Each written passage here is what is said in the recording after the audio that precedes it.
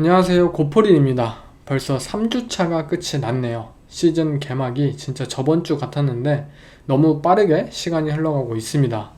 3주차에 연승을 이어간 팀도 있고 연패를 이어간 팀도 있고 정말 멋있는 경기를 펼친 팀들도 있고 아직도 1주차 마찬가지로 형편없는 팀들도 분명히 있어요. 정말 가지각색인 팀들이 가득했던 이 3주차까지의 모습이었는데요.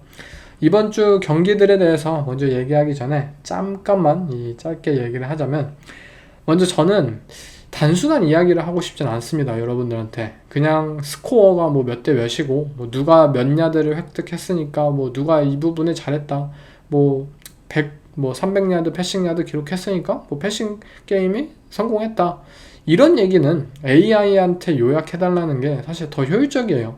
저는 이 경기에 이 팀은 뭘 잘했고, 왜 잘했고, 어떻게 잘했고, 왜 이런 선택을 했는지 그러한 부분에 대해서 이야기를 하고 싶고요. 그렇게 조금은 느리겠지만 업로드를 함에 있어서 시간이 좀 필요하고, 또 제 생각을 강조드리기 위해서 때로는 어조가 강하기도 한데 모두에게 좋은 이야기를 하고 싶지도 않고요. 또 할 필요도 없다고 저는 생각이 들어요. 제가 가지고 있는 생각과 그런 이론들을 여러분들한테 과감하게 이야기를 하고 싶습니다. 거의 지금 한 10년 넘게 제가 블로그로 시작을 해서 팟빵, 그리고 네이버 카페도 운영해보고, 지금은 서브스택, 거의 휴먼이긴 하지만, 그리고 가장 활발한 유튜브까지 지금 활동을 오랜 기간 동안 하고 있는데, 오랜 기간 동안 함께 해주셨던 분들 덕분에 아직도 이 풋볼에 대한 열정은 원래도 있었지만 크리에이터 이러한 활동을 계속 지속적으로 할 수 있지 않나 싶습니다. 정말 감사드리고요. 3주차 리뷰 그렇다면 한번 시작해 볼게요. Daniel Whelan the hold. The kick is blocked. It is blocked. The Browns get the swat and turn the Packers away. 슈퍼볼 하이프가 기세를 찔렀던 그린베이 패커스였죠.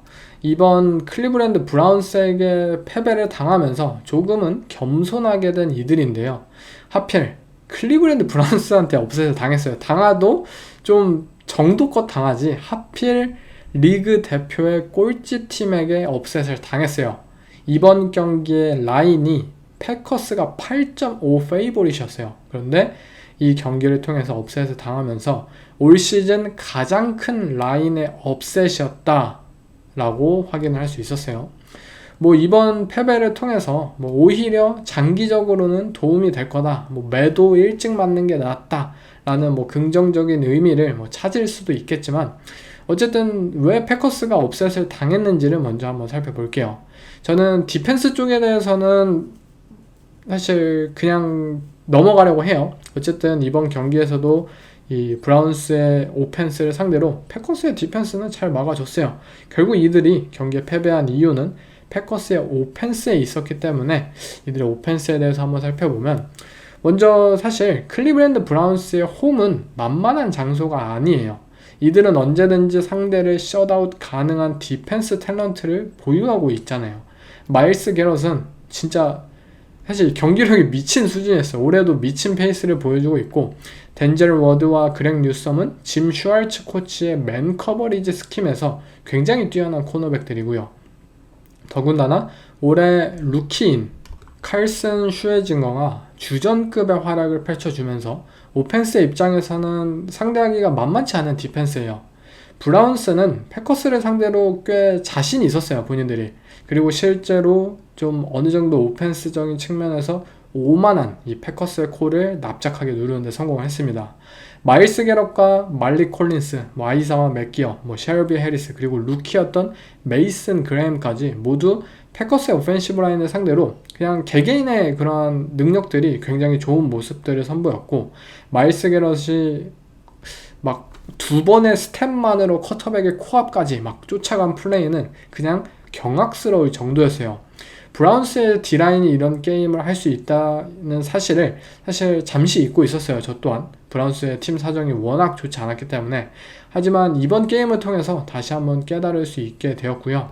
사실 그린베이 패커스는 분명 기회가 있었고 공을 여러 번 옮기기까지는 했습니다. 그러나 몇몇 기회를 스스로 본인들의 것으로 만들어내지 못했던 게 컸고요. 여기에는 분명히 페널티가 한몫을 했죠. 이 펄스 스타트가 5번이나 나왔는데 이 개수가 5번이라는 숫자가 말하는 것처럼 실제 패커스의 오펜시브 라인은 브라운스의 D라인에게 압도를 당했어요. 정신적으로 그리고 피지컬적으로 압도를 당했기 때문에 이 펄스 스타트의 이유는 아마 본인들이 빠르게 스텝을 움직여야만 브라운스의 D라인을 상대로 우위에 설 수 있기 때문에 라고 본인들이 초조한 그러한 심정이 그대로 드러났던 것이죠. 전체적으로 이 짐 슈왈츠 코치는 패커스의 드라이브를 길게 만드는 것에 집중을 했습니다. 투 하이 커버리지를 펼치고 포맨 러쉬를 바탕으로 하여 패커스의 빅 플레이를 억제하는 데 이들은 기반을 뒀어요. 특히 저에겐 이 터커 크래프트라는 이 타이트엔들의 막자라는 의지가 굉장히 돋보였는데요. 템파2를 이 펼침으로써 타이트엔드가 날라오는 이 심을 어택하는 그런 공간을 최대한 줄이길 원했고, 실제로 이 경기에 이 터커 크래프트가 별다른 활약을 펼치지 못했죠. 사실 뭐 투아이 커버리지를 펼친다 하면은 그린베이 패커스라는 팀은 꽤 단순하게 접근하는 팀입니다. 오케이, 박스가 가볍네? 조시 제이콥스 너의 파워 러싱 가자. 조시 제이콥스를 밀어붙이는 팀이에요. 그러나 브라운스의 D라인을 뚫는 게 패커스의 입장에서 굉장히 어려웠던 경기였어요. 아까 얘기했듯이 이 개개인의 정말 뭐 블락킹, 이 라인 싸움, 트렌치, 이게 진짜 열세 수준이라고 느껴졌던 경기였어요. 물론 패커스도 어느 정도 러싱을 통해서 전진을 했던 것은 사실이에요. 브라운스의 라인이 너무 빠르게 행동을 하고 메쉬 상황에서 백사이드 엣지 러셔와 그냥 런닝백에게 바로 돌진을 하니까 오히려 조던 러브를 활용해서 러브가 직접 러싱을 한 쿼터백 디자인 플레이도 몇 번 볼 수 있었어요. 그런데 페널티가 이어지고 그리고 패싱 상황에서 큰 색을 안게 되자 패커스의 러싱이 결국 이 경기의 모멘텀을 만들 기회가 사라졌던 것이죠. 이 상황에서 브라운스는 더욱더 영리했어요. 조던 러브의 패싱 상황을 강제하고, 그럴 때 이들은 더욱 강하게 프레셔를 주기 위해서 뭐 블리츠를 선택하기도 하였지만 전체적으로는 이들은 본인들의 포맨 러쉬를 믿었고 오히려 패커스의 빅플레이를 억제하는 방식으로 접근을 했어요. 결국 이 경기가 패커스에게 남긴 것이 무엇이냐가 저는 중요하다고 봐요. 물론 브라운스 원정은 힘들고 라인 싸움에서 이토록 미스매치업이 발생하면은 어느 팀도 업셋이 날 수 있다고 생각해요. 그만큼 브라운스의 디펜스가 엄청난 경기를 펼쳤고 패커스가 이 부분에서 오판을 했고 준비가 부족했다고 볼 수 있겠죠. 그러나 실질적으로 보면 패커스 오펜스가 아예 전진을 못한 것도 아니었고 조던 러브가 패스 성공률 72%를 기록했던 것처럼 이들에겐 분명히 기회가 있었어요. 그러나 필드골이든 레드존이든 이 중요한 지점으로 돌입할 수 있었던 순간에 이들은 페널티와 색, 이 네거티브 플레이를 통해 스스로 기회를 차버리게 되었고 조던 러브라는 쿼터백이 진정 슈퍼볼에 오르기 위해선 현재 뭐 패트릭 마홈스처럼 조시 알렌처럼 라마 잭슨처럼 혹은 뭐 매튜 스태포드처럼 지속적인 드라이브 운영을 위한 패싱을 펼쳐야 한다고 생각해요. 저는 패커스가 잘 나갔던 뭐 1, 2주차 이 경기에 대해서도 패커스의 디펜스는 뭐 찬양을 했어요. 깔 게 없다. 하지만 오펜스에서 특히 조던 러브의 퍼포먼스에 대해서 여러 번 의문을 표했던 사람이었어요. 그의 플레이는 아직도 거만하고 조금은 이 스스로 부담을 덜 필요가 있다고 말이죠. 좀 더 리듬 기반의 이 패싱 게임을 할 줄 알아야 한다 생각하고 상대 디펜스의 의도를 무력화시킬 수 있는 타입의 패서로서 성장할 필요가 있다라고 생각이 들었던 경기였어요. 짐 슈왈츠 코치는 블리츠를 사랑하는 코치예요. 클리브랜드 브라운스의 디펜스, 블리츠와 함께 맨 커버리지가 이어가는 그런 디펜스잖아요. 그렇지만 조던 러브가 지난 2주 동안 블리츠를 처단하는 모습을 보고 전략을 쉽게 바꿔왔잖아요. 투 하이를 펼치고 블리츠를 자제하는 디펜스를 보여줬어요. 러브가 단순히 더 많은 야들을 노리고 또 이러한 상대팀의 디펜스의 전략에 속수무책으로 당하기만 해서는 지금과 같은 업셋을 또 당할 수도 있는 게 바로 NFL입니다.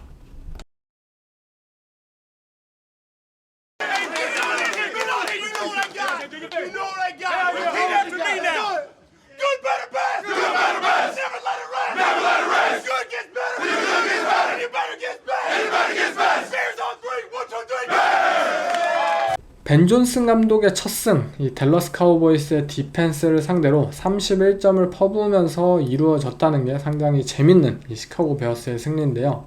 카우보이스의 디펜스를 이끄는 이 디펜시브 코디네이터인 맷 이버플러스 코치를 상대로 케일러 윌리엄스가 4개의 터치다운을 기록하면서 그동안 이 쿼터백과 감독 사이에 있었던 그 여러가지 잡음, 서러움, 이런 것들을 떨쳐내는 듯한 모습이었는데요. 제가 저번 주에 케일러 윌리엄스의 느린 성장에 대해 이야기하자마자 바로 이번 주에 4개의 터치다운 퍼포먼스가 이어져서 저도 사실 당황하긴 했는데요. 근데 여러분, 이번 경기 시카고 베어스의 득점과 시카고 베어스의 터치다운, 첫승, 이러한 이야기는 시카고의 오펜스와 시카고의 쿼터백인 케일러 윌리엄스의 성장에 대한 포커스를 맞추면 안 된다고 생각해요. 저는 이 경기의 포커스는 결국 댈러스의 디펜스에 대한 이야기를 해야 한다고 생각합니다. 현재 EPA로 따지면은 리그 31등인 수준인데요. 일단 댈러스의 디펜스에 대해서 얘기하기 전에 그래도 첫 승을 거둔 이 시카고에 대해서 좀 설명을 드리자면, 벤 존슨 감독이 칼을 갈고 온 경기였다고 생각이 들어요. 시즌을 2연패로 시작하고 본인의 첫 승을 노려야 하는 상황에서 상대가 댈러스예요. 오케이, 내가 정말 오펜스적으로 창의적이고 또 나만이 보여줄 수 있는 그런 컨셉들을 보여줄 수 있겠다, 그리고 그것을 성공할 수 있겠다 라는 식으로 벤 존슨 감독이 많은 것을 준비해왔습니다. 1, 2주차 동안 벤 존슨 감독이 이 플레이 콜러라는 측면에서 비판을 받아왔던 점은 동일한 컨셉을 경기당 여러 번 플레이했다는 점이었어요. 그 플레이가 케일러 윌리엄스에게 딱 어울리고 또 성공을 거둔 것도 아닌데 왜 여러 번 반복하냐, 당연한 지적이에요. 하지만 카일 셔넌이나 또는 션 맥베이, 앤디 리드, 정말 뛰어난 오펜스의 천재들도 같은 컨셉의 플레이를 한 경기에서 여러 번 콜합니다. 벤 존슨의 의도 또한 오펜스 아이덴티티가 정립되지 않았고 디비전 라이벌이라는 만만치 않은 디펜스를 상대로 매번 색다른 플레이 콜을 시도하기보다는, 우리 팀의 쿼터백도 아직 정신을 못 차리고 있고요. 그러기보다는 본인들이 레이어를 쌓고 본인들만의 뭔가를 아이덴티티를 구축하고 본인들의 템포를 찾은 다음에 무언가를 창의적인 것을 시작하길 원했을 거예요. 그렇지만 이게 계획한 대로 이어지지 않았고 이에 따른 비판에 직면을 했던 거죠. 그러나 이번 주는 상대가 댈러스 카우보이스였어요. 마이카 팔슨스가 떠났음에도 불구하고 맷 이버플러스 코치는 본인의 디펜스를 펼치고 있어요. 모두가 아시잖아요. 항상 제가 주구장창 얘기했잖아요. 맷 이버플러스, 거스 브래들리, 이 리그에 몇 없는 현재 가장 리그에서 존 커버리지를 사랑하고 가장 리그에서 보수적인 디펜스를 펼치고 있는 코치들, 바닐라 스킴으로 그냥 대표적인 이 코치들은 그냥 존 커버리지 펼쳐서 수동적으로 알아서 선수들이 이겨주길 바라는 타입의 디펜스예요. 그렇기에 벤 존슨은 이번엔 본인이 공격적으로 나서야 함을 알았던 것이죠. 이번 오프시즌 시카고 베어스는 많은 오펜스 웨폰을 추가하였고 이에 따라 여러가지 스킴을 분명히 소화할 수 있는 바탕은 되어 있었어요. 그렇기에 경기 초반부터 플리커를 사용을 해서 터치다운을 만들어냈고요. 와이드캡 포메이션과 스크린 플레이, 각종 스윕 플레이를 통해서 카우보이스의 디펜스를 수평적으로 수직적으로 정신을 차리지 못하게 만들었어요. 결국 전체적으로만 보자면 플레이 디자인에 의해 만들어진 오픈 찬스가 너무나도 많았고, 그렇기 때문에 저는 케일럽의 이번 활약에 대해 보류의 의견을 선택할 수밖에 없어요. 물론 잘 떠먹는 것도 중요하겠죠. 하지만 이번 경기를 보신 분들이라면 이건 거의 임금님 밥상이었다는 사실, 진짜 누가 왔어도 잘 먹지 않았을까라고 생각이 들 정도였어요. 그렇지만 이 경기에 대한 의미를 깎아내리려는 것은 아닙니다. 이 경기를 통해 케일럽과 시카고의 오펜스는 자신감을 찾았을지도 몰라요. 이날 시카고는 8명의 선수들이 캐치를 받았고 2명의 러닝백과 2명의 타이트엔드 그리고 4명의 리시버 그리고 4명이 각각 터치다운을 기록을 했고요. 좋은 오펜스 웨폰진이라고 불리던 이들이 각기 다양한 방법으로 활용될 수 있다는 점, 본인들이 뭔가를 만들어낼 수 있다는 자신감은 이 젊은 오펜스진에게 있어서 굉장히 중요하다고 생각해요. 또한 벤 존슨 감독도 어느 정도의 방향성을 찾을 수 있었을 거예요. 단순히 케일럽 윌리엄스를 포켓에 드랍백 시켜서 오펜스를 펼치고, 물론 그 요소가 당연히 중요하죠. 그렇지만 가지고 있는 오펜스의 웨폰진이 무궁무진하다는 점, 본인이 사랑하고 그 누구보다 잘 그려낼 수 있는 트릭 플레이들을 그려내어 쿼터백과 상관없이 기회를 만들 수 있다는 점을 배웠고, 본인다운 상황에서 오히려 케일럽의 경기력이 향상되었다는 점, 이 부분을 앞으로도 기대할 수 있다는 점은 분명히 의미가 있다고 생각해요. 그렇지만 상대가 카우보이스였다는 점을 생각하면 아직 시카고 오펜스에 대한 하이프는 보류해야 한다고 생각합니다. 그 정도로 현재의 카우보이스 디펜스는 미칠 정도로 끔찍해요. 제리 존스가 3주차 경기 끝나고 디펜스가 나아질 거라고 인터뷰를 했는데, 글쎄요, 과연 나아질 수 있을까요? 맷 이버플러스 코치의 선임은 제 생각엔 리그 트렌드를 벗어났고 팀 상황에도 전혀 맞지 않는 것 같아요. 아시다시피 이버플러스 감독은 4맨 프런트를 운영하는 감독이에요. 디펜시브 라인에 의지하여 쿼터백을 압박하고 후방에 있는 7명의 백7 플레이어를 통해서 존 커버리지를 펼치고 상대의 턴오버를 추구하는 타입의 디펜스예요. 그리고 이것을 카우보이스에서도 똑같이 고집하고 있습니다. 이들의 올 시즌 블리츠 비율이 17.9%이고요. 리그 최하위 수준이에요. 근데 문제는 블리츠를 많이 쓰고 블리츠를 적게 쓴다고 해서 좋은 디펜스고 나쁜 디펜스가 아니에요. 근데 문제는 결국 블리츠를 안 쓸 거면 안 쓰면서 어떻게 프레셔를 창출해 내느냐가 중요한 것이죠. 하지만 카우보이스 더 이상 마이카 팔슨스가 없어요. 블리츠를 안 쓰고 포맨 러쉬를 통해서 프레셔를 유발한다라는 것이 불가능한 팀입니다. 디마커스 로렌스도 없고요. 단테 파울러 주니어, 오디 기주, 이 두 명에서 라인을 이끌어가고 있지만 이 두 명의 인물로 무언가 매 다운마다 뭔가를 압박하고 플레이를 만들어내기에는 턱없이 부족한 상황이에요. 결국 이런 상황에서 해야 할 거이자, 그리고 리그의 모든 팀들이 실제로 하고 있는 것은 심 프레셔예요. 시뮬레이티드 프레셔. 부족한 패스러쉬를 채워내기 위해 라인베커를 활용해서 머그룩을 세팅해서 상대 쿼터백에게 패스러쉬가 어디서 올지 혼란을 준다든지, 또는 예상치 못한 라인베커의 블리츠, 그리고 엣지러셔의 커버리지 드랍을 통해서 블리츠의 효과를 얻는다든지, 잘 설계된 포맨 러쉬를 하더라도 스턴트를 활용한다든지, 부족한 탤런트임에도 상대의 오펜시브 라인의 프로텍션 체계를 부셔서 그 효과를 얻어내는 것이 지금 리그의 모든 코치들이, 디펜스 플레이 컬러들이 모두가 지금 하고 있어요. 이것을 추구하고 있고 앞으로도 트렌드를 이끌어 나갈 것이에요. 그렇지만 이버플러스는 그러지 않고 있습니다. 이 감독은 인디애나, 시카고 모두 같은 디펜스를 고집해왔고 변화라는 게 없는 감독입니다. 아직도 마이카 팔슨스가 본인의 팀에 있다고 유령을 지금 보고 있는 수준이에요. 그리고 카우보이스의 디펜스가 완벽하게 문제라는 점은 이미 라인에서의 패배를 깔고 들어가는데, 이들이 포맨 러쉬를 하잖아요. 근데 포맨 러쉬가 좋은 디펜시브 라인맨이 없으니까 지고 들어가요. 그렇다면 7명을 후방으로 배치하고 존 커버리지를 펼쳐야 하는 이 이득을 봐야 하는 이 커버리지 측면에서도 패배가 지속된다는 점이 이들의 가장 큰 문제입니다.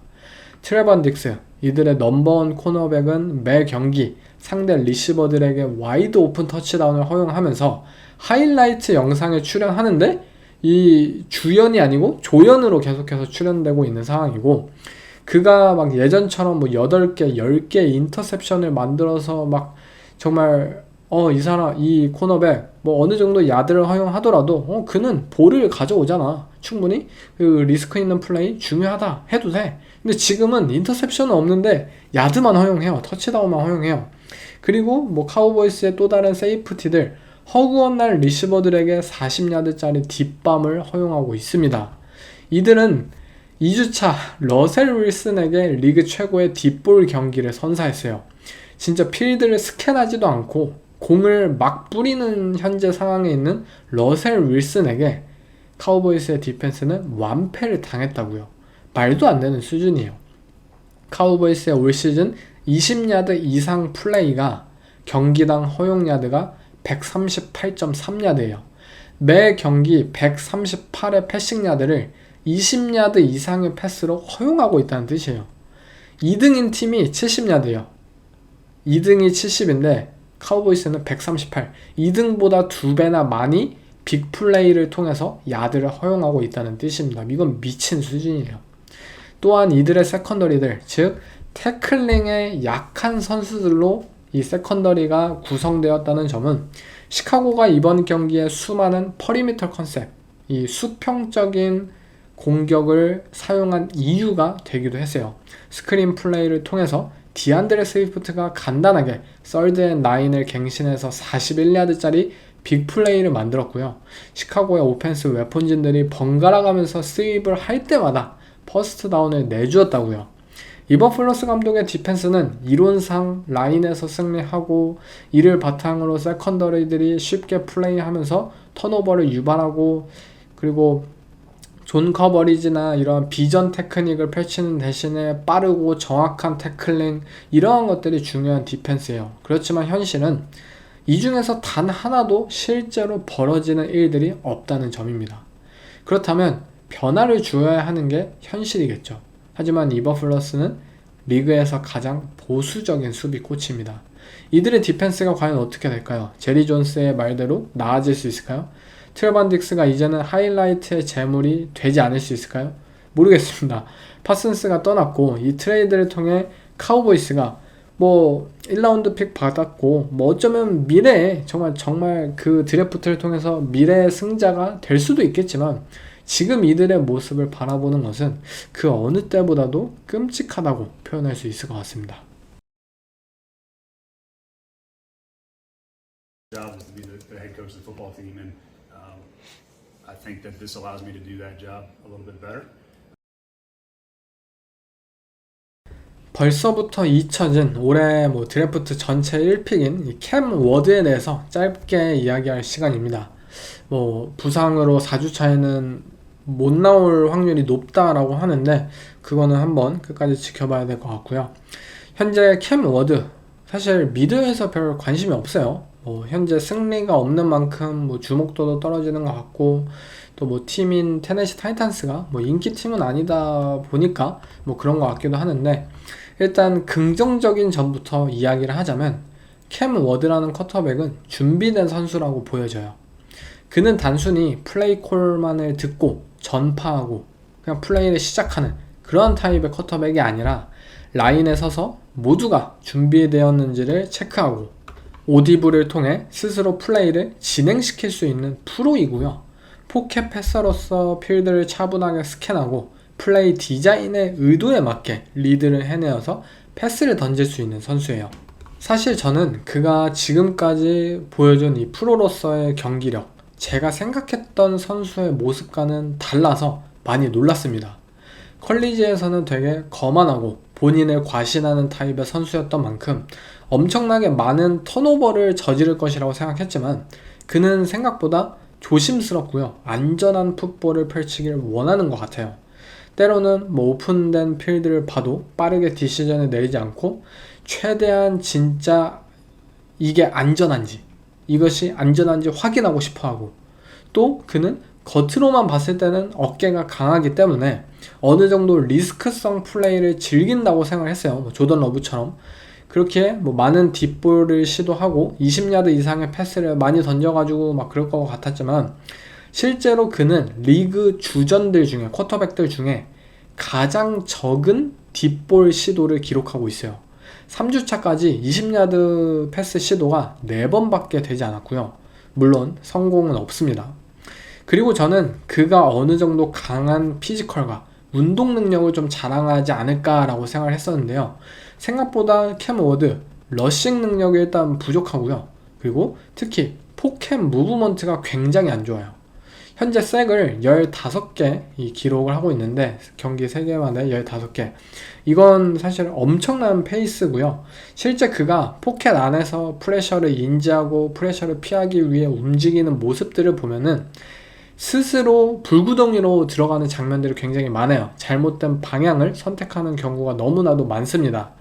때로는 정말 뭐 패싱적인 측면에서도 잘못된 판단을 디시전을 내리지만 그가 가진 강력한 어깨, 빠른 릴리즈와 어떤 각도에서든 공을 던져낼 수 있는 강력한 어깨로 그것을 극복해내는 경우도 많습니다.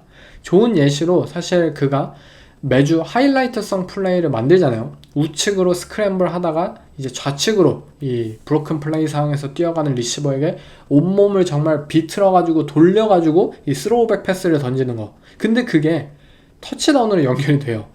사실 이 패스는 모두에게 던지지 말라고 항상 뭐 고등학교 시절부터 대학교 뭐 프로부터 항상 강조하는 점이에요. 이런 패스 던지지 마. 너가 이거 만들 확률이 굉장히 적고 상대에게 인터셉션 당할 확률이 굉장히 높으니까. 근데 캠 워드는 성공을 하는 거예요. 그래서 사실 이런 플레이를 지속적으로 하는 게 맞느냐, 이게 지속 가능한 그러니까 성공에 있어서 지속 가능하느냐 라는 부분에 있어서 분명히 논쟁할 거리는 있다고 생각이 들어요. 하지만 그가 어쨌든 본인의 피지컬을 바탕으로 그것을 성공시키고 있다는 점은 분명히 고무적이라고 생각합니다. 타이탄스의 오펜스가 대부분 샷건 포메이션에서 시작을 하고 11 퍼스널의 비율이 86%, 리그 1등인 만큼 사실 이 타이탄스의 오펜스 스킴 자체가 쿼터백의 부담이 조금 크다고 생각해요. 다른 팀들은 뭐 12 퍼스널 또는 뭐 21 퍼스널, 뭐 런닝백과 타이트엔드를 최대한 많이 깔아서 무겁게 만들어서 러싱을 많이 시도하고 러싱에서 창출되는 뭐 플레이 액션도 하고 또는 뭐 스윗 플레이나 스크린 플레이 뭐 이러한 것들을 활용해서 뭐 쿼터백 친화적인 오펜스를 많이 한다 라는 것이 리그의 추세잖아요. 특히 젊은 쿼터백이 있는 팀들은. 근데 타이탄스는 아니에요. 리시버 많이 깔아놓고 야 쿼터백 캠 워드 너 준비됐지? 너가 리시버를 중심으로 한 패싱 게임 이끌어가면 돼. 이게 지금 현실입니다. 토니 폴라드라는 런닝백이 물론 고군분투해주긴 하지만 패싱의 비율이 압도적으로 높은 상황이고요. 다른 런닝백들이 토니 폴라드를 제외하고 존재감을 보여주고 있지 않다는 상황, 분명히 눈여겨봐야 할 점이라고 생각이 듭니다. 오펜스의 컨셉 또한 스크린을 뭐 많이 사용한다든지 전혀 그렇지 않아요. 이 팀은 타이탄스가 백필드 타겟 비율이 캠 워드가 현재까지 3주차까지 총 7번밖에 되지 않아요. 리그 30등입니다. 쿼터백 친화적인 오펜스 스킴이라기보다는 본인 스스로 판단해내고 본인 스스로 패싱 게임을 이끌어야 하는 상황에 놓여있는 쿼터백이에요. 그 상황에서 심지어 리시버들의 드랍이 가장 많은 팀이기도 합니다. 케빈 리들리 팀의 넘버원 리시버예요. 가장 많은 연봉을 받고 있어요. 근데 매경기 드랍을 하고 있습니다. 루키 쿼터백에게 있어서 이런 상황이 만만치는 않을 거라고 생각해요. 또한 3주차까지 상대했던 팀들의 디펜스, 덴버의 디펜스, 램스의 디펜스, 콜츠의 디펜스 모두 현재 리그에서 좋은 디펜스를 보여주고 있죠. 지금 상황에서 캠 워드가 무너지지 않은 것만으로도 저는 긍정적으로 바라봐야 되지 않을까라고 생각합니다. 앞으로 제가 캠 워드라는 쿼터백에게 개인적으로 바라는 것은 좀 더 자신감에 찬 플레이지 않을까 싶어요. 그가 정말 컬리지에서 이 쿼터백은 진짜 오만하다 라고까지 느껴졌던 것처럼 그 자신감을 프로에서도 보여주고 그의 리시버들과 함께 빅플레이를 만들어내는 모습을 매 경기 보고 싶습니다. 그는 분명 그게 가능한 어깨를 가지고 있다고 생각해요. 이번 주 뭐 뉴스가 들렸죠. 브라이언 켈러한 감독이 뭐 플레이 콜러 역할을 내려놓았다라는 소식이 들려왔는데요. 사실 이런 뉴스는 뻔히 결말이 보이는 뉴스잖아요. 흔히 진짜 잘 안 풀리는 팀들이 막 플레이 콜러 바꾸고 막 이러잖아요. 그렇기 때문에 결국 시즌 중간에 진짜 모두가 해고되는 상황, 이런 것들이 지금 벌써부터 그려지지 않나 라고 생각이 들고 캠 워드에게 있어서도 진짜 힘든 시즌이 앞으로도 예측이 됩니다. Week 1 was a wake-up call.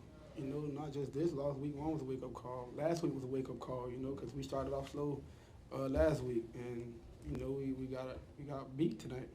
Lions had a great game plan. I feel like offense and defense for those guys played great. We just got to find a way to win. 라이온스가 컨텐더로 다시 돌아온 경기예요. 1주차 이후에 이들의 패배에 대해서 저도 많이 꼬집었고 어느 정도 적응기가 필요할 거라고 생각했지만 생각보다 빠르게 라이온스는 본인들의 색깔을 되찾은 것 같아요. 이들의 오펜스는 너무나 폭발적인 모습이었는데요. 제러드 고프 작년 플레이오프 경기 다시 한번 잊어주세요. 이 쿼터백은 현재 리그 탑 5급 쿼터백 플레이를 펼치고 있습니다. 거기에 더해 이들이 가진 수많은 오펜스 웨폰들, 그들이 레이븐스 디펜스를 말 그대로 찢어 놓았습니다. 먼저 저는 라이온스라는 팀이 점점 수직적으로 상대 디펜스를 분해하고 있는 데 좀 주목해야 한다고 생각해요. 이들은 물론 제이미슨 윌리엄스나 이번 드래프트로 데려온 테슬라나 이러한 리시버들이 있기에 오펜스의 수직적인 플레이가 자연스럽게 떠오르기도 해요. 그렇지만 이들이 하는 것은 러싱을 통해 꾸준히 파운딩해서 상대를 박스 안으로 모으게 만들고 꾸준히 모션과 헤비 퍼스널을 활용해서 상대 디펜스의 퍼스널을 제한시키게 만들고 그 상황에서 플레이 액션을 한 스푼 넣고 스크린 플레이도 한 스푼 넣고 디펜스가 이런 횡적인 것에 있어서 대비를 하게 만든 다음에 그 수직적인 원래의 목적을 가능케 만든다는 거예요. 가능한 한 모든 레이어를 쌓고 있고 이들은 서서히 오펜스를 통해서 폭격을 가하고 있습니다. 플레이 액션도 단순히 우리가 생각하는 붓 플레이 액션이 아니라 진짜 고프가 그냥 깊게 드랍백 해가지고 이 30야드짜리 패스를 던지기를 원하는 컨셉들이 이어지고 있고요. 그리고 플레이 액션의 비율조차도 작년에 비해서 현저하게 감소를 했어요. 그냥 우리는 드랍백 패싱 게임, 수직 게임을 원한다라는 거예요. 그리고 제러드 고프가 여기서 대단한 점은 본인의 얼굴로 말도 안 되는 속도로 달려오는 수비수들이 있음에도 불구하고 그걸 그냥 가볍게 무시하고 정확하게 우리 팀의 리시버에게 30야드짜리 패스를 던질 수 있다는 것이죠. 이 선수가 진정 터프하다는 것을, 터프해졌다는 것을 여기서 알 수가 있는 거예요.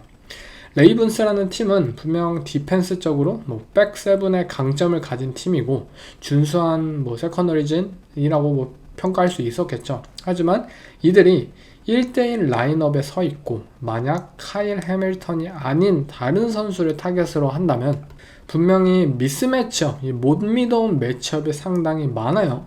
이날 말론 험프리는 아몬라 세인트 브라운에게 1대1에서 그냥 개털렸습니다. 말도 안 되는 수준으로 털려버렸어요. 즉 라이온스의 오펜스는 본인들에게 기회가 올 것을 정확하게 알았어요. 그리고 그 기회를 만들기 위해 이들은 무려 200야드가 넘는 러싱 야드를 기록했습니다. 이들이 러싱 플레이를 한 방법은 꽤 단순했어요.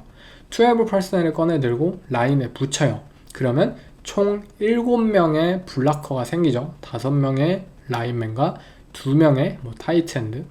그런 상황에서 리시버 1명을 더 라인에 붙이거나 또는 모션을 시키면서 바로 에스코트 블락을 시키는 다음에 세이프티나 혹은 니켈을 블락하게 만들어요. 이렇게 하면은 2명의 타이트엔드 그리고 1명의 리시버까지 포함해서 총 8명의 블락커가 생기는데요. 레이븐스는 후방에 1명의 세이프티 그리고 양쪽 아웃사이드의 코너백 1명씩을 빼면은 박스에 당연히 11명에서 3명이 빠지니까 8명밖에 배치를 할 수 없게 되고 즉 8대8 공격과 수비의 인원이 동률이 벌어졌어요.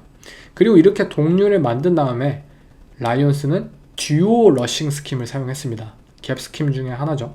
본인들의 인테리어 오펜시브 라인맨들이 분명 어느 정도 교체가 있었고 또 1주차에 그린베이 패커스와의 매치업에서 완패를 당했고 이들은 부족함을 어느 정도 인지하고 있었고 더블팀을 통해 수직으로 올라가길 원했어요. 그렇기 때문에 그 결과 이들은 러싱 블락의 테크닉적인 면에서도 승리를 하였고 또 이들이 의도한 포메이션적인 요소에 의해서 수싸움에서도 승리를 할 수 있었기 때문에 그냥 기본적으로 자미르 깁스, 데이비드 몽고메리 5야드 이상의 러싱을 쉽게 전진해 나갈 수 있었어요. 레이븐스의 디펜스가 그렇다면 왜 더 뭐 공격적으로 뭐 런 블리츠도 하고 박스에도 뭐 가깝게 보고 왜 못했냐?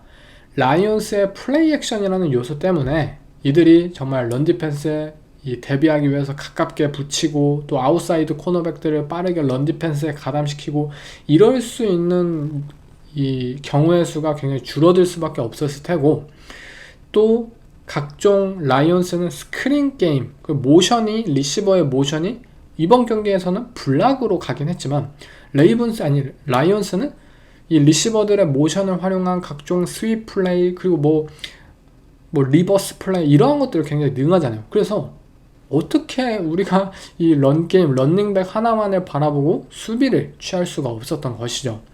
그리고 카일 해밀턴이라는 리그 최고의 세이프티가 후방에 있어야 한다는 요소, 이것이 좀 결정적이었죠. 왜냐?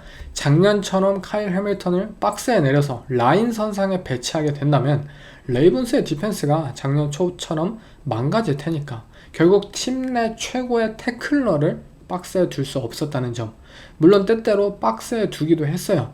하지만 오히려 그럴 땐 카일 해밀턴이 진정 이 1대1로 정말 좋은 블락 앵글상으로 활약할 수 있는 무대가 아니라 리시버나 타이트엔드에게 블락 앵글상에 지고 들어갈 수밖에 없는 구조에 놓여있기 때문에 그 결과 이것이 뭐 좋은 영향력을 카일 해밀턴이 낼 수가 없었겠죠.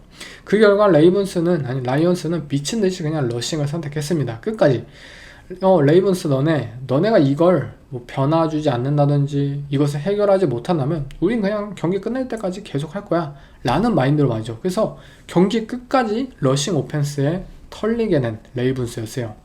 한 가지 더 라이온스가 게임 플랜적으로 치밀했던 것은 라이온스는 이 경기 퍼리미터 플레이를 사실 잘 선보이지 않았어요.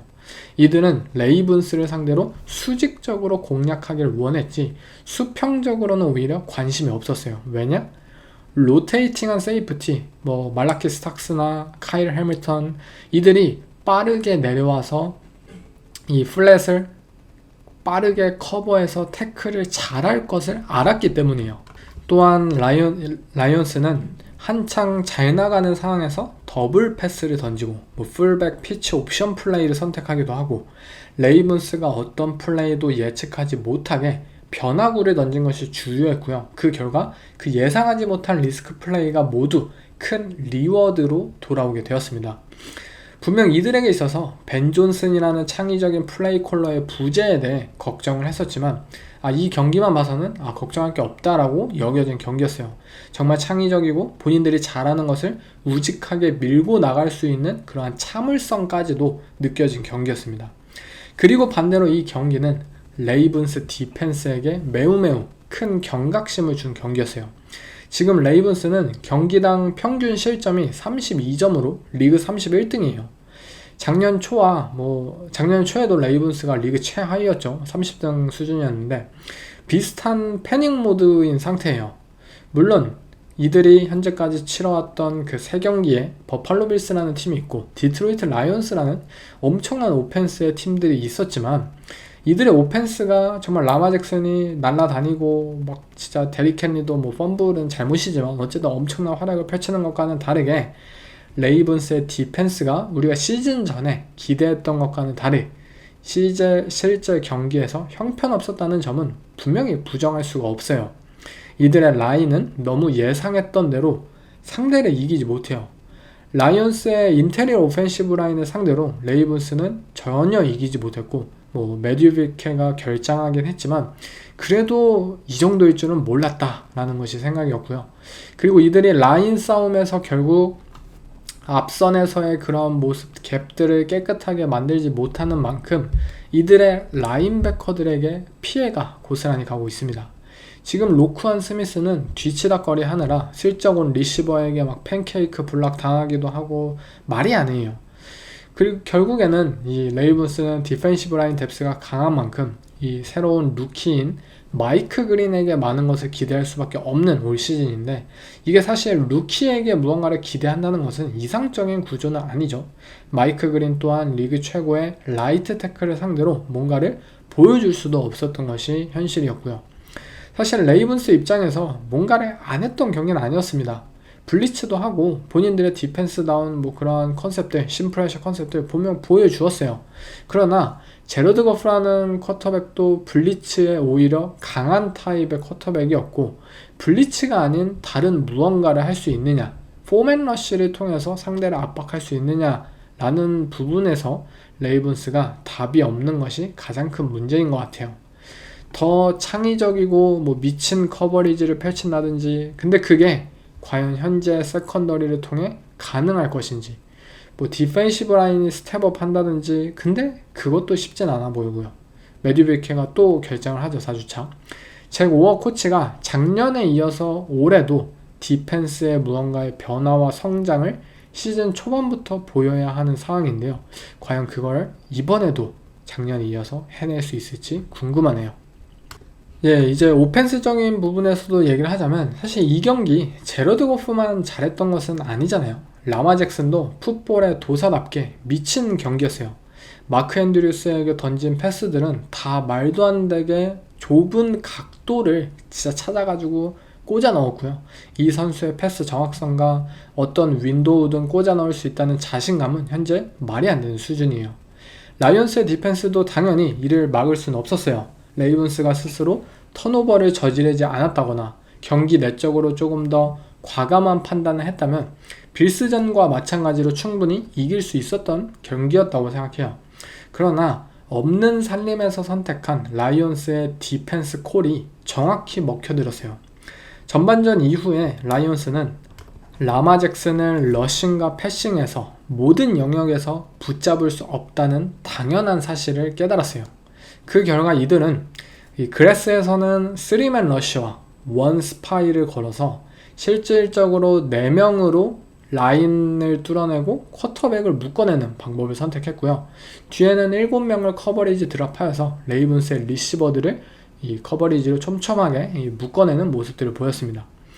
라이온스의 라인베커들이 물론 라마 잭슨과 진짜 그냥 아무도 없고 1대1 상황으로 그냥 막 이 경찰과 도둑을 한다면 당연히 라마 잭슨을 따라잡을 수는 없었겠지만, 이들이 디펜시브 라인을 통해서 라마 잭슨을 몰아넣는 방식, 그것이 쿼터백 스파이와 함께 결합하여서 라마에게 스크램블의 기회를 주지 않았던 게 굉장히 컸어요.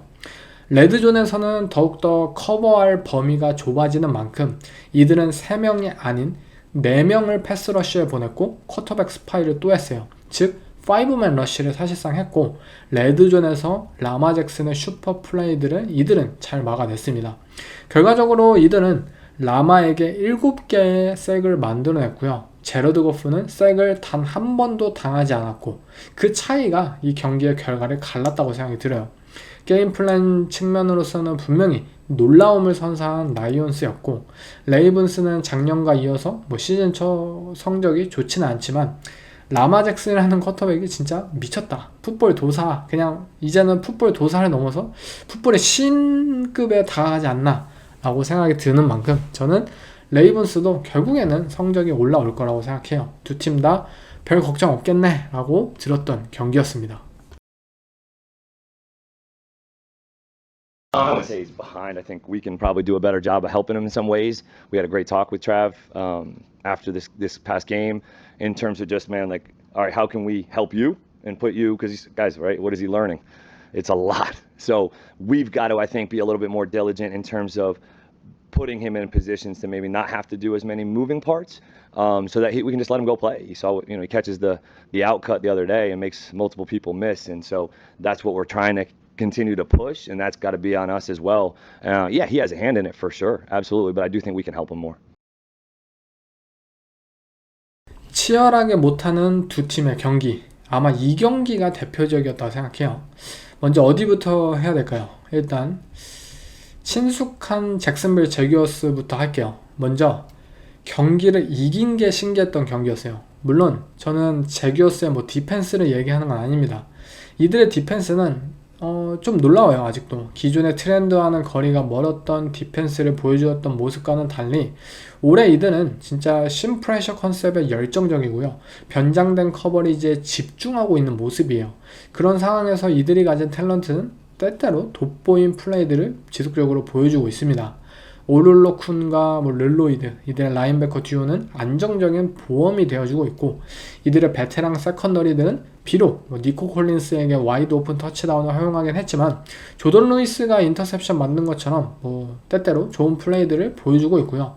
이러한 방향이 맞다고 생각하는 사람으로서 저는 시즌이 갈수록 더욱 많은 것을 잭슨빌의 디펜스가 뭔가를 시도할 수 있을 거라고 생각하고, 에릭 암스테드, 뭐 트레버 워커, 또 조시 하인즈 알렌 이들을 중심으로 4다운 프런트가 든든한 만큼 이들의 디펜스가 올 시즌 리그를 놀라게 만들 가능성이 분명히 있다고 생각합니다.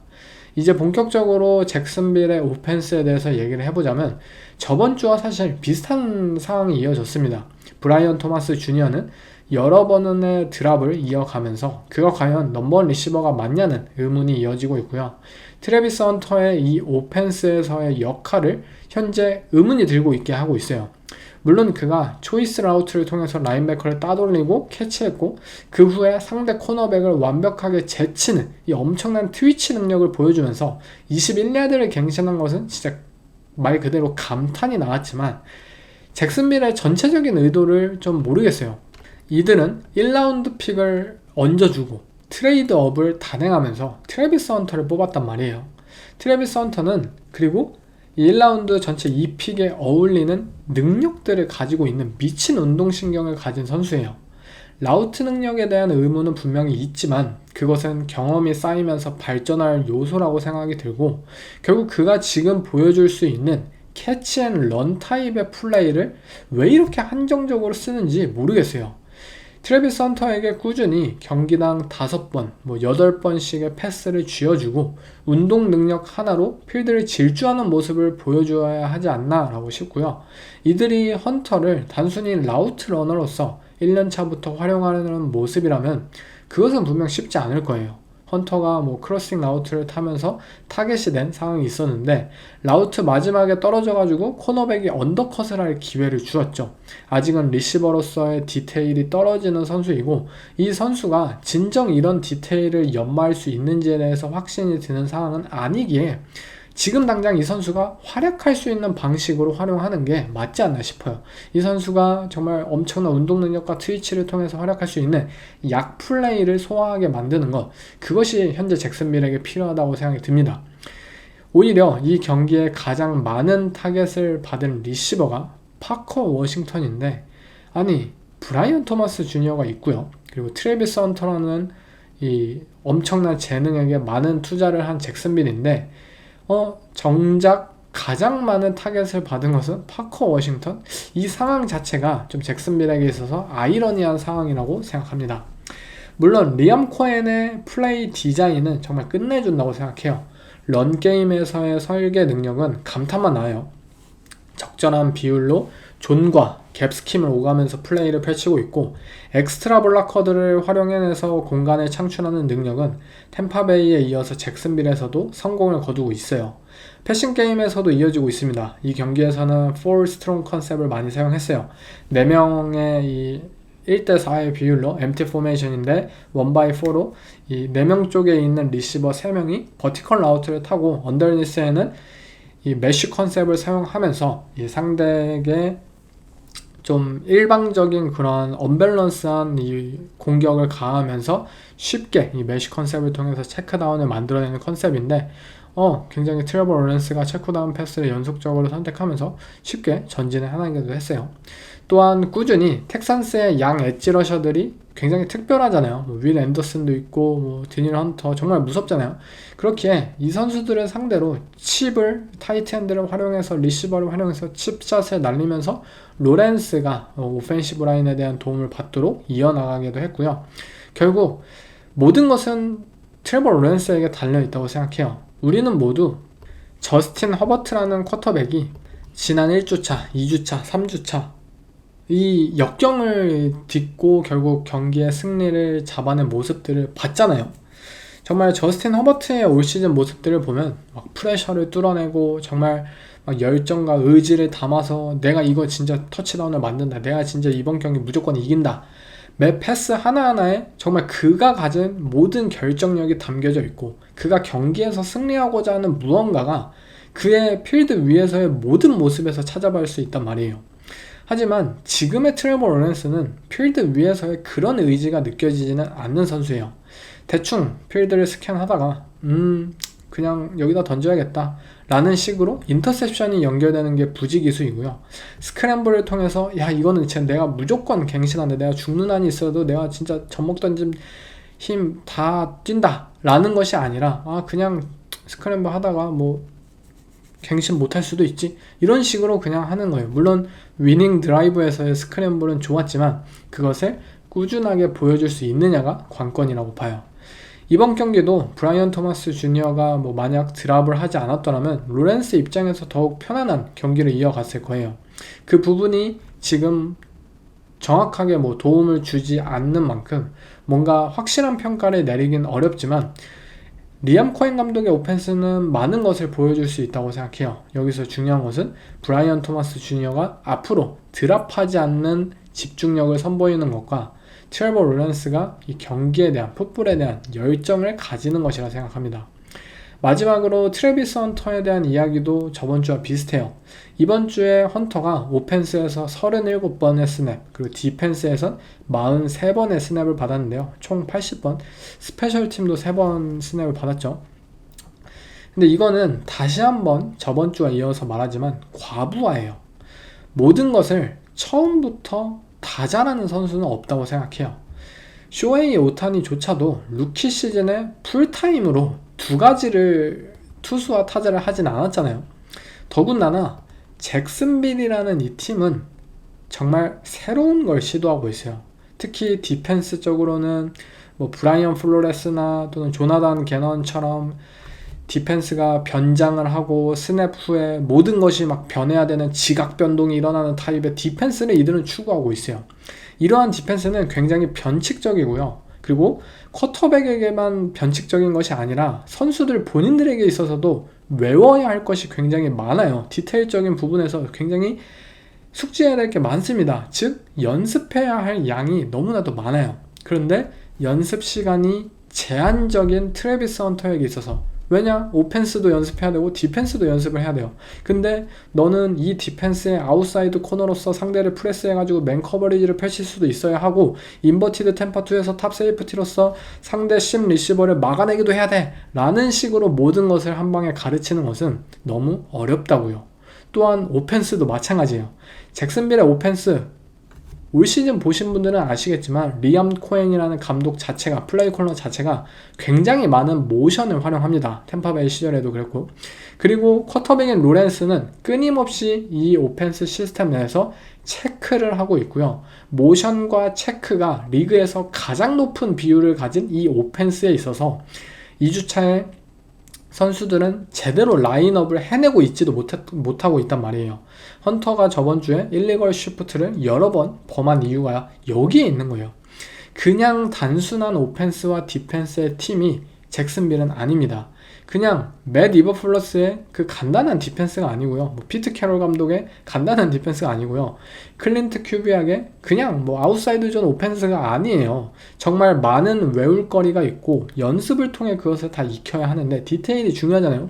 근데 지금 양쪽 모두를 너가 주전으로서 정말 40스냅 이상씩으로 뛸 수 있을 정도로 해라 라는 것은 트래비스 헌터에게 있어서 벅찰 거라고 생각해요.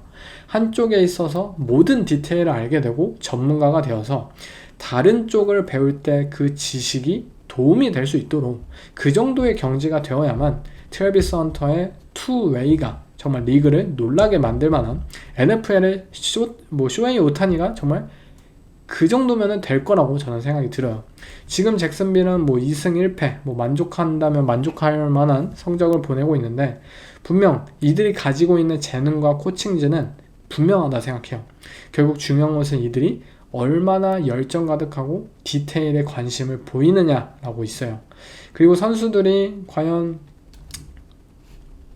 잘 보여줄지는 모르겠네요. 아직까지는 항상 이 배반을 당했기 때문에 잭슨빌 어쨌든 저는 기대하고 있습니다.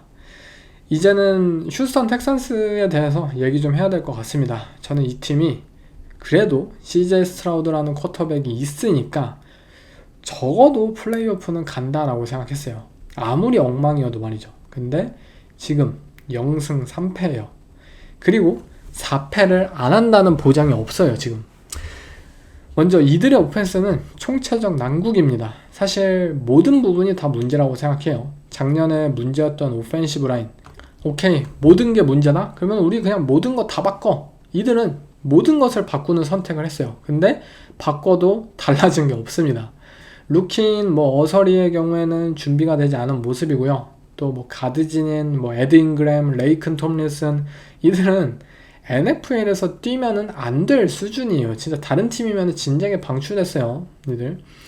스크럭스도 마찬가지고요. 오펜시브 라인이 안정적이지 않기 때문에 텍산스는 결국 오펜스가 다양한 것을 시도할 수가 없어요.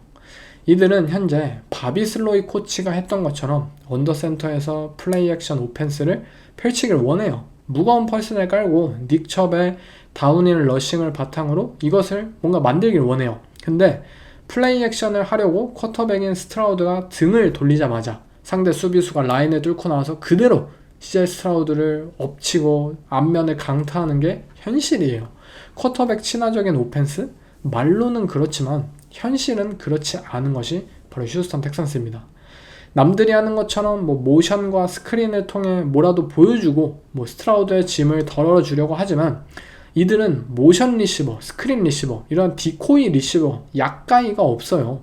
이 상황에서 니코 콜린스에게 좀 의지하는 측면이 있는데, 물론 니코가 할 수 있어요. 그렇지만 니코 콜린스라는 리시버는 지금 18야드의 인브레이킹 라우드에서 또는 30야드짜리 딥볼 이런 것들에서의 활약을 보여줘야 하지, 지금 디코이를 선보이고 양역할을 하면은, 아니 그렇다면 오픈필드에서 던질 리시버가 없어지잖아요. 니코가 여기 이런 역할을 하면. 그러니까 다른 선수가 분명히 필요한 상황이에요. 플레이 콜도 마찬가지예요.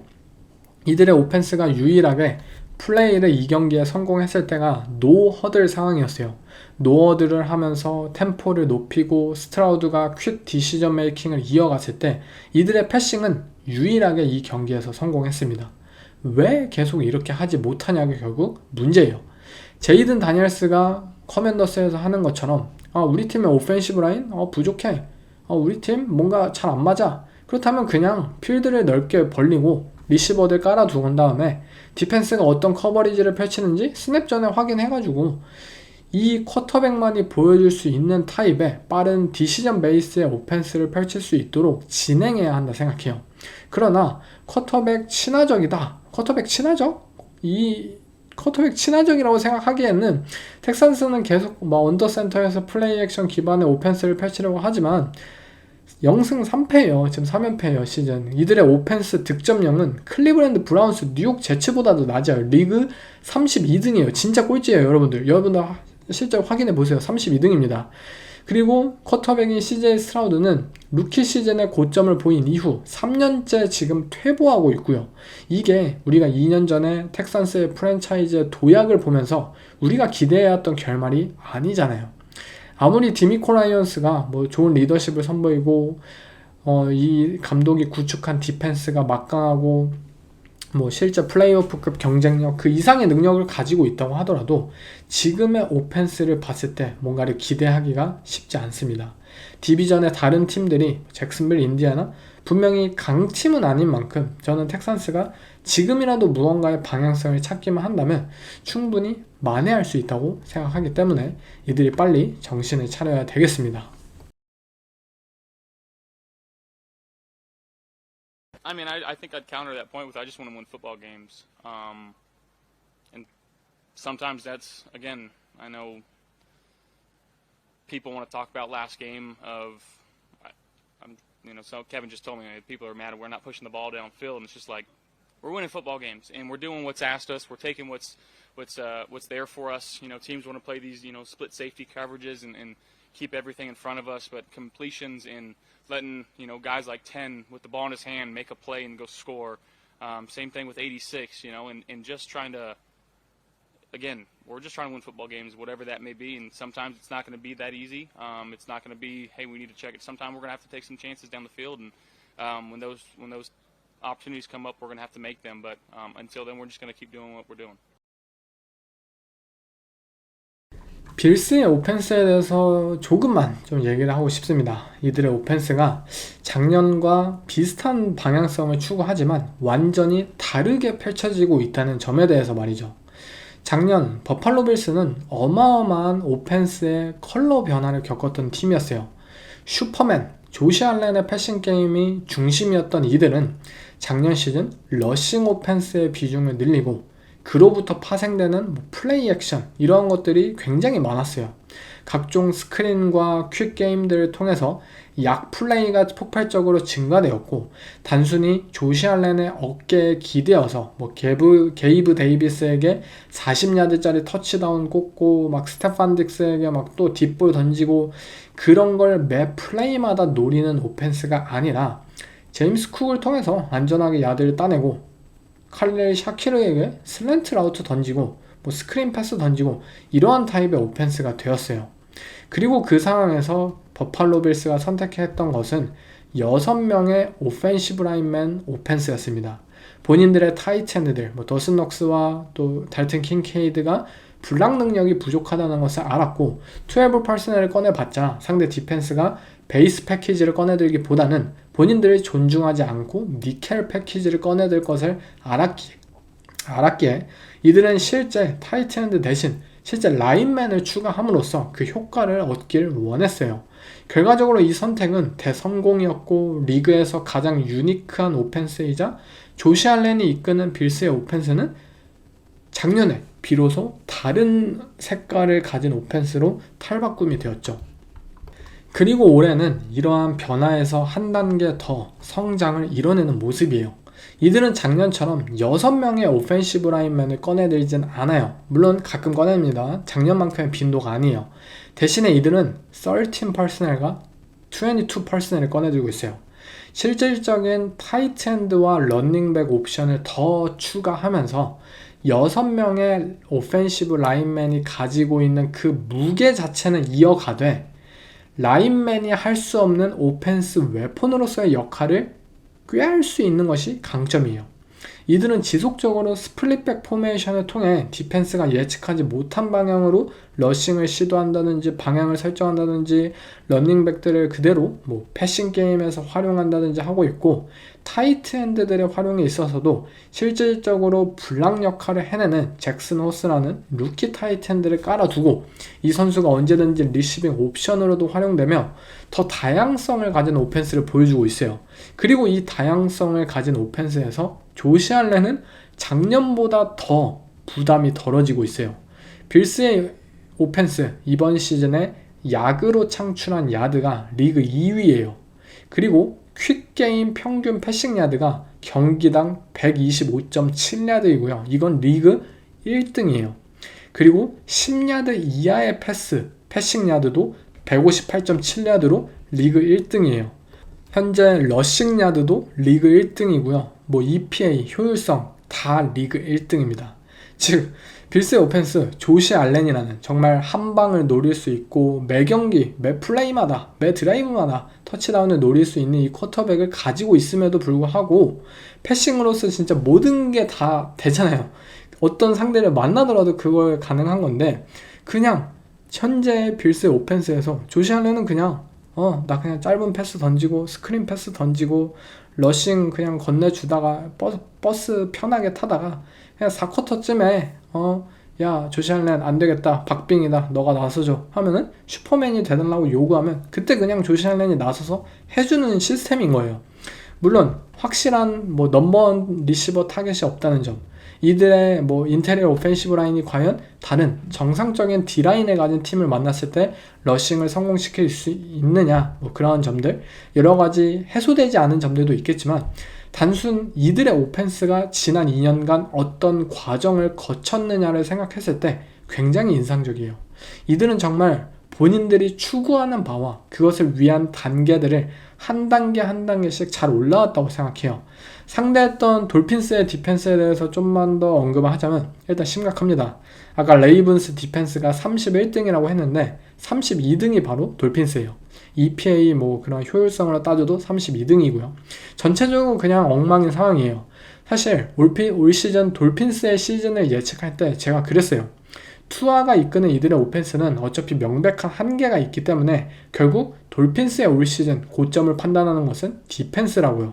근데 디펜스가 오히려 도움이 되기보단 문제가 되어가고 있습니다. 그리고 가장 큰 문제, 바로 이들이 뭘 원하는지를 모르겠다는 점이에요. 마이애미 돌핀스가 지난 몇 년간 디펜스에 있어서 했던 방향성은 디펜시브 라인을 투자하는 것이었어요. 브래들리 첩을 트레이드로 데려와서 장기 계약을 줬고요. 드래프트를 통해서 디펜시브 라인에 투자하면서 D라인에 의한 디펜스를 건설하기를 원했습니다. 프런트 입장에서는. 그 결과 이들은 몰빵을 했어요. D라인에 진짜 모든 탤런트를. 그러다 보니까 가장 리그에서 형편없는 코너백진을 가지게 되었어요.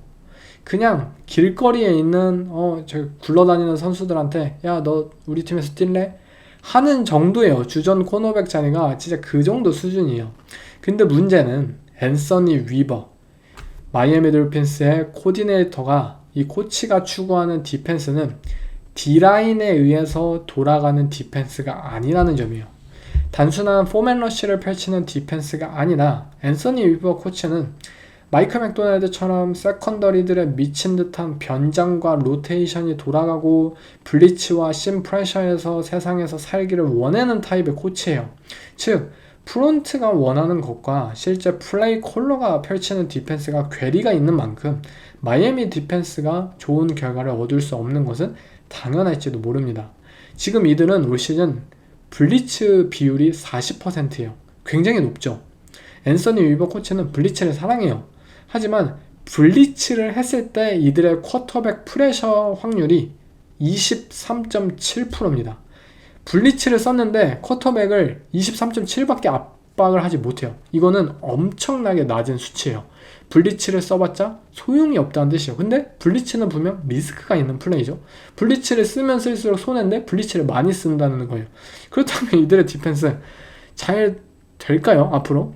앤서니 위버 코치가 과연 본인의 철학을 포기하고 포맨 러쉬를 통한 디펜스를 만들 수 있을지, 아니면 이들이 앤서니 위버 코치의 그런 철학에 따라서 어디 코너백을 데려온다든지 할지, 이들이 팀이 무너지는 상황에서 어떤 결단을 할지 개인적으로도 궁금합니다.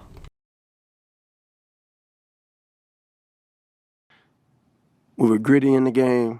We stayed together as a team. We did not quit. Nobody gave up. And in competitive sports, that's what it's about. 램스 입장에서 너무나도 아쉬웠던 경기예요. 이들은 분명 공수, 정말 끈기를 보여주었고 굉장히 좋은 전략들을 선보였던 경기였어요. 오펜스에선 오히려 쿼터백인 매튜 스태포드가 여러 빅 찬스들을 놓치면서 좀 더 점수를 내지 못한 게 아쉬웠는데요. 이들은 꾸준히 러싱을 통해 이글스를 상대로 160 러싱 야드를 기록하였는데 지속적으로 리시버를 라인 가깝게 붙이면서 3명의 이 엑스트라 블러커들을 활용해가지고 조던 데이비스와 제일런 카터에게 이 더블팀을 붙이는 게 굉장히 중요했어요. 이들을 상대로 진짜 오펜시브 라인만 혼자 블락하는 것은 너무 어렵고 불가능하잖아요. 그렇게 램스가 의도한 것은 듀오 컨셉과 인사이드 존을 활용해서 최대한 더블팀을 통해 올라간 후에 이들의 리시버들을 엣지러셔와 니켈을 방해하는 것, 이게 바로 램스의 목적이었어요.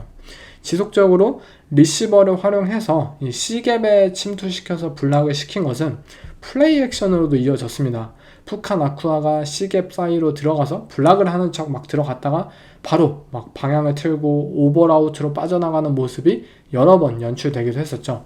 이처럼 션 맥베이 감독은 플레이의 유기적인 연결을 가능케 하는 감독이에요. 테네시 타이탄스나 애틀란타 팔콘스의 오펜스를 보고 있으면 이들의 다음 플레이와 그 플레이의 전 플레이는 아무런 연관성 없이 각자의 독립성을 가지고 툭툭 끊어진다는 느낌이 가득해요. 그렇기에 쿼터백들이 리듬을 찾지 못하고 더욱더 고전을 하는 거죠. 일단 얘기가 샜는데요. 아무튼 램스에게 있어서 이 경기 중요했던 것은 이글스라는 막강한 팀을 상대로 런게임에서 정면 돌파가 성공했다는 점이고, 디반테 아담스의 44야드짜리 터치다운, 그것도 굉장히 멋있었고요. 매튜 스태포드가 좀 더 날카로웠다면, 경기력이 좋았다면 이 경기 램스가 진짜 역전의 기회 안 주고 충분히 잡을 수 있었다는 사실이 중요했습니다. 반면 이글스의 경우 쿼터백인 제일런 헐츠의 부진이 또 한 번 답답한 발목을 잡았어요. 물론 긍정적인 점부터 말하자면 이들은 26대 7이라는 점수차를 극복해냈습니다. 제가 생각하는 필라델피아 이글스는 큰 점수차로 리드를 당할 경우 잘 극복하지 못한다는 문제점을 가지고 있었는데요. 이번 경기를 통해 본인들이 디펜딩 챔피언이다. 처음에 우리가 뭐 앞서 나가지 못하더라도 우리 마지막에 경기를 뒤집을 수 있다 라는 것을 증명해냈어요. 경기가 이글스에게 쉽지 않았던 것은 먼저 러싱이 잘 풀리지 않았습니다. 세쿠안 바클리가 혼자 뛰면서 결과가 좋지 않았는데 이럴수록 좀 다른 런닝백들에게 기회를 주는 것이 어떨까 생각이 들었는데요. 그만큼 램스의 디펜시브 라인이 정말 좋은 경기력을 펼쳤습니다. 코비 터너, 푸나포드 이들의 인테리어, 이 디펜시브 태클 조합은 미친 파괴력을 보여주었고요. 이글스의 오펜시브 라인이 굉장히 무기력했던 경기였습니다. 또 헐츠가 이 패싱 게임에 있어서 지속적으로 느린 디시전을 선보이고 오픈을 보고서도 던지지 않는 이해 안 되는 모습들을 연달아 보여주면서 이글스가 경기 초반에 기회를 만들지 못했죠. 램스의 디펜스는 그 상황에서 파이어 존 컨셉을 꺼내 들어서 젤런 헐츠에게 완벽한 코너백 색을 2번이나 만들기도 했었죠. 어차피 헐츠가 늦게 던질 것을 알았기 때문에 램스가 좀 더 공격적으로 플레이를 할 수 있었던 경기였어요. 그리고 후반전이 되면서 젤런 헐츠와 이글스의 오펜스는 좀 가볍게 단순하게 생각을 했던 것 같아요. 그냥 디펜스를 읽고 막 라우트 컴비네이션이 이어지고 뭐 여러가지 뭐 풀 리드를 이어가고 이런 것들이 아니라 그냥 선수를 보고 던졌어요. AJ 브라운 있네, 상대 코너백 있네, 1대1 찬스네, 그냥 믿고 던지자. 이러한 식으로 간단하게 플레이를 이어가니까 오히려 램스의 코너백들은 사실 강점이 아니잖아요. 오히려 이글스가 이 본인들의 강점이었던 리시버들의 활약을 통해서 빅플레이를 만들어내고 그런 식으로 전진을 해나갔습니다. 현재 이글스의 플레이 콜에 대해서 뭐 2년 전처럼 브라이언 존슨 그 오펜시브 코디네이터처럼 뭔가 뭐 마음에 들지 않는다 이러한 잡음들이 일어나고 있는데 저는 플레이 콜이 분명히 매끄럽지 않은 것도 어느 정도는 사실이지만 젤런 헐츠라는 쿼터백 스스로가 좀 더 빠르게 움직여야 한다고 생각해요. 너무 생각이 많고 이들은 분명 좋은 오펜스 탤런트를 보유했기에 오히려 간단하고 빠르게 플레이만 하더라도 충분히 좋은 결과를 얻을 수 있거든요. 과연 이번 역전극을 통해 이 젤런 헐츠가 경기에 대한 리듬을 얻어냈는지 앞으로도 봐야 되겠습니다. 칩스와의 썬데이 날 풋볼 경기는 자이언츠 팬 입장에서 경악스러웠을 거예요. 러셀 윌슨의 무아지경 패스는 진짜 사실 보면서 그냥 전 눈물이 났습니다. 그냥 내가 알던 러셀 윌슨 시애틀 시옥스에서 정말 모든 것을 캐리하고 막 하던 그 러셀 윌슨 끝났어요. 이 쿼터백의 커리어는 프로 커리어는 끝이 났습니다. 디펜스가 어떠한 모습을 보이든 후방에 세이프티가 몇 명이든 러셀 윌슨이라는 쿼터백은 관심이 없어요. 그냥 던질 뿐이에요. 앞을 보지도 않고 던진 것 같아요. 그리고 이 모습을 아마 자이언츠도 또 한 번 보기는 분명 쉽지 않았을 것입니다. 쿼터백의 교체가 필요한 시점이었고 이들은 잭슨 달트라는 루키 쿼터백을 선발로 올린다는 결정을 발표했어요. 하지만 말이 바뀌었어요. 이들은 분명 시즌 초에는 잭슨 달트가 정말 준비되었을 때 선발로 올린다고 했어요. 그리고 지금 이들은 러셀 윌슨을 내보낼 수 없으니까 달트를 지금 내보내는 모양새예요. 사실상 급한 불을 끄기 위해 이러한 결정을 한 것인데 이게 좋은 과정은 아니라고 생각해요. 처음부터 잭슨 달트가 준비된 쿼터백이다. 대학 생활도 오래 했고 마음에 든다.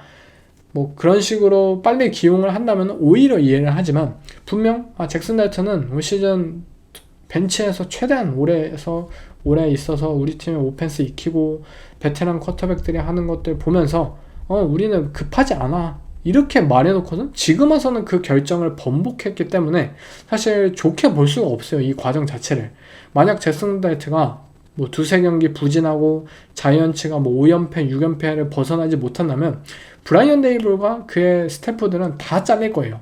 지금 이들은 본인들의 목숨을 걸고 이 결정을 한 것이고 잭슨 달트가 잘해야지만 내년에도 볼 수 있을 거예요. 저는 잭슨 달트라는 쿼터백이 어쨌든 경험이 많고 프리시즌에서도 적응해내는 모습을 보였기에 처음부터 무너질 거다라고 생각하진 않아요.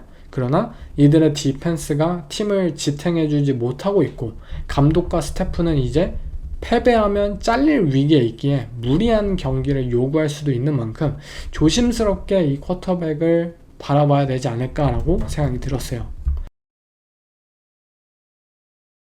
네, 이상 3주차 경기들 한번 복기를 해봤는데요. 사실 제가 그렇게까지 작년보다 좀 여유가 없어서 조금 프리뷰를 생략하고 있는데요. 토요일이나 일요일쯤에 시간이 날 때 그냥 혼자 라이브 켜가지고 프리뷰도 가끔씩 진행해 보려고 해요. 그때 여러분들이 같이 참여를 하든 안 하든 어쨌든 혼자 중얼중얼 하려고 합니다. 시즌 중에 어쨌든 최대한 많이 활동하기 위해 노력해 보겠습니다. 이번 에피소드는 여기서 마칠게요. 감사합니다.